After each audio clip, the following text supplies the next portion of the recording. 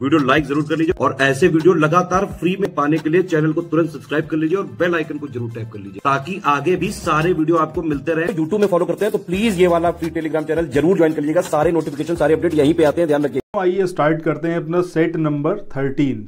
ठीक है, अभी तक 12 सेट इसमें कवर अप हो चुके हैं। सो आप लोग प्लेलिस्ट में जाकर हर एक सेट को कंप्लीट देख सकते हैं। सो देखिए यहाँ पर जितने भी क्वेश्चंस हैं सामान्य अध्ययन के वो बहुत इंपॉर्टेंट हैं और आपके एग्जाम में इन्हीं से क्वेश्चंस आ सकते हैं। तो आइए स्टार्ट करते हैं। सबसे पहला यहाँ पर क्वेश्चन है कि अगर यह कहा जा सकता है कि सुधारों का यह अध्याय प्रत्यक्ष या परोक्ष रूप से भारत में एक संसदीय प्रणाली की स्थापना का नेतृत्व करता है तो मैं व्यक्ति के तौर पर मानता हूं इससे कुछ भी नहीं होगा।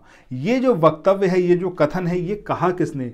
ये लॉर्ड लिनलिथगो ने कहा, कर्जन ने कहा, मार्ले ने करा, या फिर ये बोला गया चेम्सफोर्ड के द्वारा। तो देखिए यहाँ पर जो इसका सही आंसर आएगा उस सही आंसर पर हम चलें इससे पहले कुछ एक बात करते हैं उसके बारे में। देखिए 1909 में जो सुधार आए थे जिसमें भारतीय राजनीतिक समस्या का कोई भी जवाब नहीं मिल पाया था, वो लॉर्ड जो मार्ले थे उस समय, उन्होंने उसके संबंध में स्पष्ट किया था कि औपनिवेशिक स्वय सरकार कांग्रेस द्वारा जिसकी मांग की गई थी भारत के लिए उपयुक्त नहीं थी और वह भारत में संसदीय या जिम्मेदार सरकार की शुरुआत के खिलाफ थे। उन्होंने कहा कि अगर यह कहा जा सकता है कि सुधारों का यह अध्याय प्रत्यक्ष या परोक्ष रूप से भारत में एक संसदीय प्रणाली की स्थापना का नेतृत्व करता है तो मैं व्यक्ति के तौर पर मानता हूं इससे कुछ भी नहीं होगा। सो ये जो कथन है, मेरी पूरी ये जितना भी अभी आपने सुना इसके हिसाब से आप समझ गए होंगे कि हम बात किसकी कर रहे हैं, लॉर्ड मार्ले की। अच्छा, ये तो बात हो गई यहाँ पर इस वाले क्वेश्चन के आंसर की। आप क्या मुझे बता सकते हैं कि लॉर्ड मार्ले का जो टेन्योर था वो टेन्योर क्या था? ठीक है, ये कमेंट सेक्शन में बताइएगा। लॉर्ड लिनलिथगो का, कर्जन का और चेम्सफोर्ड का, इन तीनों का जो टाइम ड्यूरेशन रहा है, कितने टाइम तक यहाँ पर ये लोग रहे थे, ठीक है, वायसराय के रूप में, ये आप बताइएगा। कब से कब तक रहे थे ये बताइएगा। मुझे ये चीज़ पता है कि थोड़ा सा मैं आप लोगों को ज़्यादा यहाँ पर पूछता हूँ सडनली, लेकिन देखिए यहाँ पर जितना आप अपने दिमाग पर जोर डालेंगे, चीज़ों को रिकॉल करने की कोशिश करेंगे, उतना ही ज़्यादा बेनिफिट आपको होगा। मीना राज को आप फॉलो कर सकते हैं। मीना राज को जितने भी आप कमेंट्स देखेंगे हर एक क्वेश्चन का वो आंसर करने की कोशिश करते हैं। मैं यहाँ पर आपसे ये बिल्कुल भी नहीं कह रहा कि आप वीडियो को पॉज करके गूगल सर्च करिए, जो आपके दिमाग में है सिर्फ वही लिखिए।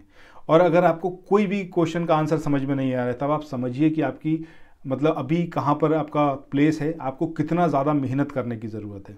ठीक है, सो यहाँ पर हम आगे बढ़े, नेक्स्ट क्वेश्चन के बारे में बात करें तो कुछ एक बात आप लोगों को बतानी है। देखिए अगर आप लोग यूपी पीसीएस की तैयारी कर रहे हैं, आरओ की तैयारी कर रहे हैं, बीईओ की तैयारी कर रहे हैं, सो इसकी कंप्लीट तैयारी के लिए स्टडी फॉर सिविल सर्विसेज को आप ज्वाइन कर सकते हैं। वन स्टॉप डेस्टिनेशन है ये और सब कुछ आपको यहीं से मिलेगा। Test series, study material, paid quiz और ये सब कुछ सफिशिएंट होगा आपके आने वाले एग्जाम्स को निकालने के लिए। लेटेस्ट ग्रुप स्टार्ट हो चुके हैं, आप लोग तुरंत उसको ज्वाइन करिए ताकि आप लोग पिछड़ ना जाएं और इन परीक्षाओं में सफलता अर्जित कर पाएं। अब इनमें आप किस तरीके से ज्वाइन कर सकते हैं, तो ये जो आप अपने स्क्रीन पर आप नंबर देख रहे हैं, इन नंबर्स पर आप कॉल करिए 8564880530, इस नंबर पर आप संपर्क कर सकते हैं। दूसरा नंबर है 9696066089, इस पर आप कॉल कर सकते हैं। तीसरा नंबर है 7523864455। इन तीनों में से किसी भी नंबर पर कॉल करके आप हमसे संपर्क कर सकते हैं और इन कोर्सेज में आप एनरोल करा सकते हैं। चलिए अब नेक्स्ट जो हमारा क्वेश्चन है उस क्वेश्चन के बारे में बात करते हैं। यहाँ पर बात हो रही है कि 1909, ठीक है, 1909 के बारे में बात कर रहे हैं कि 1909 के जो संवैधानिक सुधार थे उसका उद्देश्य क्या था। पहला यहाँ पर दिया हुआ है कि राष्ट्रवादी रैंकों को विभाजित करना, दूसरा है भारतीयों में एकता की वृद्धि की जांच करना, तीसरा है बंगाल विभाजन की घोषणा। अब आपको ये जो कोड दे रखा है, कोड की सहायता से इसका आंसर खोजना है। सो देखिए यहाँ पर अगर हम पहले स्टेटमेंट की बात करें कि राष्ट्रवादी रैंकों को विभाजित करना, ये सही है। दूसरे स्टेटमेंट की बात करें कि भारतीयों की एकता की वृद्धि की जांच करना, तो ये दोनों ही स्टेटमेंट यहाँ पर करेक्ट हैं। ठीक है, जबकि बंगाल विभाजन की घोषणा से इसका कोई मतलब नहीं है। तो सही आंसर क्या होगा हमारा? ऑप्शन बी, यानी कि 1 और 2। अच्छा, बात चली है बंगाल विभाजन की। सो ये बंगाल विभाजन की घोषणा कब की गई थी? कमेंट सेक्शन में मैं चाहूँगा कि आप लोग यहाँ पर इसके बारे में बताएं। चलिए इसके बाद हम लोग मूव ऑन करते हैं नेक्स्ट क्वेश्चन पे। देखिए सारे ही क्वेश्चन यहाँ पर इंपॉर्टेंट हैं और बेहद ज़रूरी है कि आप हर एक क्वेश्चन को यहाँ पर ट्राई करते हुए चलें। देखिए आप कितने क्वेश्चन यहाँ पर बता पा रहे हैं, कहाँ कहाँ अभी आपको भी काम करने की ज़रूरत है। ठीक है, सो नेक्स्ट क्वेश्चन के बारे में बात करें। यहाँ पर जो आपको दिया हुआ है वो है आपका कि 20वीं शताब्दी की शुरुआत में चरमपंथियों के पतन के कारण के बारे में निम्नलिखित में से कौन से कथन सही है। सो जो कथन यहाँ पर सही हैं आपको वो कथन बताने हैं। ठीक है, सो पहला यहाँ पर कथन दिया हुआ है कि तिलक को दोषी माना गया और 6 साल की सजा सुनाई गई। दूसरा यहाँ पर दिया हुआ है कि लाला लाजपत राय की सक्रिय राजनीति से सेवानिवृत्ति हो गई। तीसरा है अरविंदो जो थे वो विदेश के लिए रवाना हुए।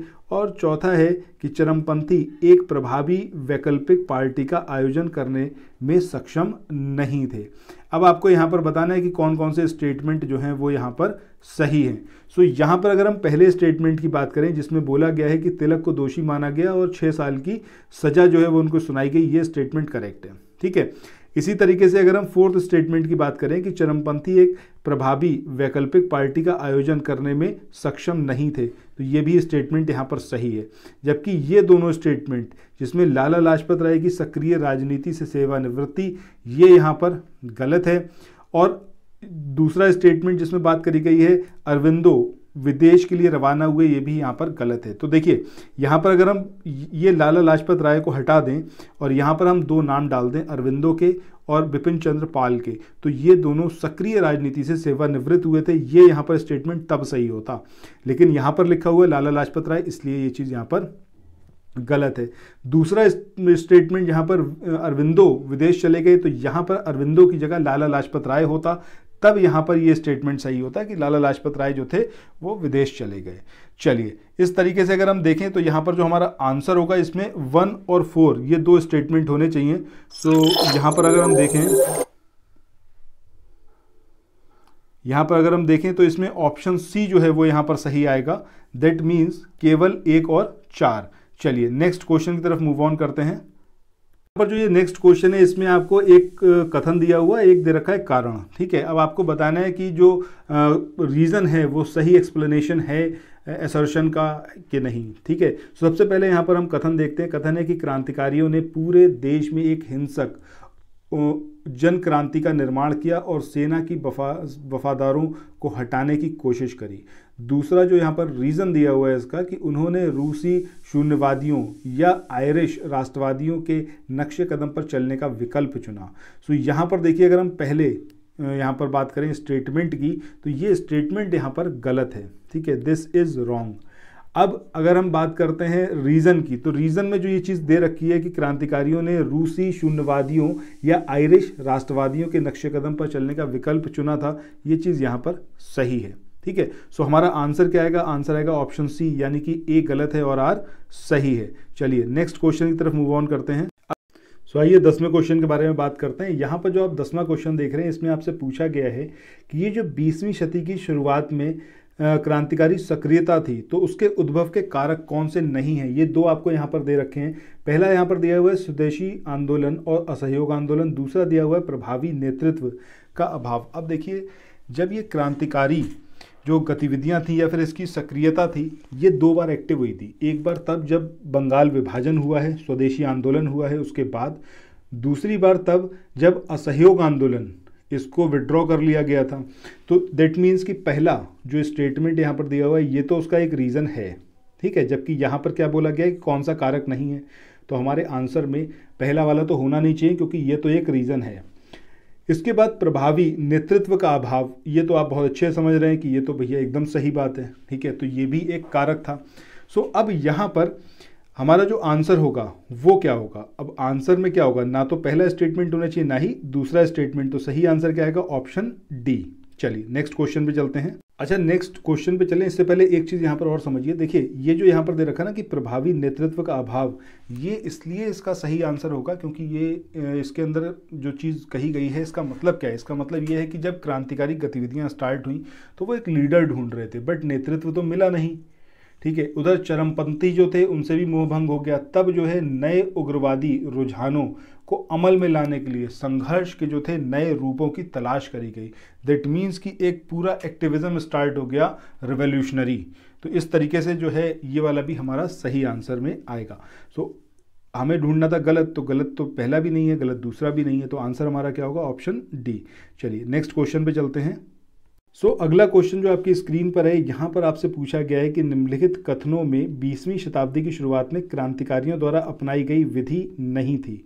अब व्यक्तिगत वीर कृत्यों को अंजाम देना, दूसरा अलोकप्रिय अधिकारियों और गद्दारों की हत्याएं, तीसरा स्वदेशी डाकू और चौथा शांतिपूर्ण मार्च और सभा। अब इसमें क्या बोला गया है कि क्रांतिकारियों द्वारा अपनाई गई विधि नहीं थी। ठीक है, अब जैसे ही आपने ये चारों पढ़े तो आपको समझ में आ गया होगा कि भैया जब नाम है क्रांतिकारी तो ये जो आपका शांतिपूर्ण मार्च और ये सब तो होगा नहीं, ऑब्वियस सी बात है। तो ये हमारा आंसर में नहीं होना चाहिए। बाकी पहला, दूसरा और तीसरा ये आंसर में होने चाहिए। तो सही आंसर क्या होगा हमारा, 1, 2 एंड 3। दैट मीन्स कि आंसर जो होगा वो क्या होगा आपका, ऑप्शन ए। अच्छा, हम आगे बढ़ें कमेंट सेक्शन में। लास्ट जो हमारा वीडियो था उसमें ही मैंने पूछा था भगत सिंह के बारे में क्या कुछ आप जानते हैं।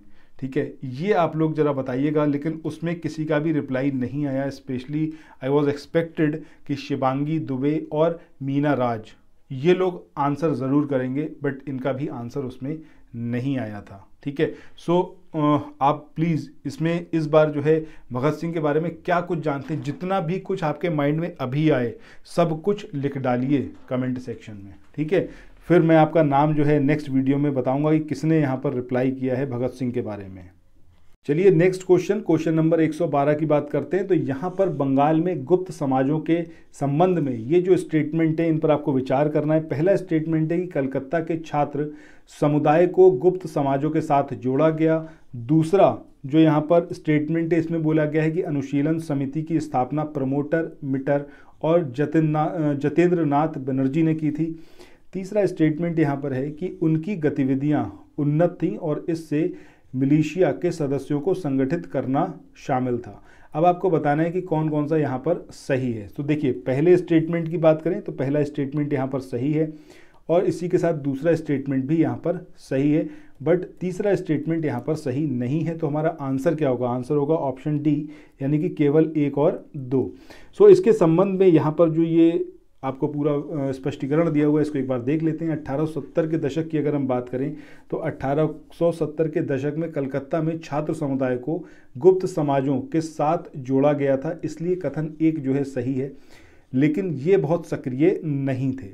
दूसरा यहाँ पर जो आगे दिया गया है जिसमें बोला गया है कि पहला क्रांतिकारी समूह 1902 में मिदनापुर ज्ञानेंद्र नाथ बसु के अधीन और कलकत्ता में अनुशीलन समिति द्वारा प्रमोटर मिरर द्वारा स्थापित किया गया था और जतेंद्र नाथ बनर्जी और वारेंद्र कुमार घोष जो हैं वो अन्य इसमें अंदर शामिल थे, लेकिन उनकी जो गतिविधियां थी वो सदस्यों को शारीरिक और नैतिक प्रशिक्षण देने तक ही सीमित थी। 1907-8 तक ये ऐसा ही चलता रहा, मतलब अब महत्वहीन रही ऑलमोस्ट।